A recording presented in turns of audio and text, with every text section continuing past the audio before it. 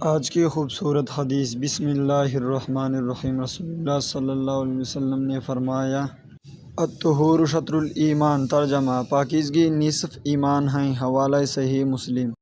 مختصر وضاحت، اسلام صفائی اور پاکیزگی کا دین ہے۔ جسم، کپڑے، گھر اور دل کی صفائی سب اہم ہے۔ ایک مسلمان کو ہمیشہ صاف رہنے کی کوشش کرنی چاہیے کیونکہ اللہ تعالیٰ پاکیزگی کو پسند فرماتا ہے۔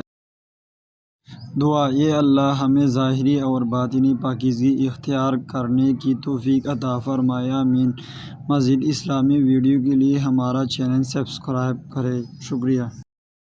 دوسرا خوبصورت حدیث، رسول اللہ صلی اللہ علیہ وسلم نے فرمایا، من لا یشکر الناس لا یشکر اللہ، ترجمہ جو لوگ کا شکر ادا نہیں کرتا وہ اللہ کا بھی شکر ادا نہیں کرتا۔ حوالہ سنن ترمذی۔ مختصر وضاحت، جو لوگ ہماری مدد کرتے ہیں ان کا شکریہ ادا کرنا اسلام کی تعلیم ہے۔ والدین، اساتذہ، دوستوں اور دوسروں کی قدر کرنی چاہیے۔ شکر گزاری اچھی عبادت ہے۔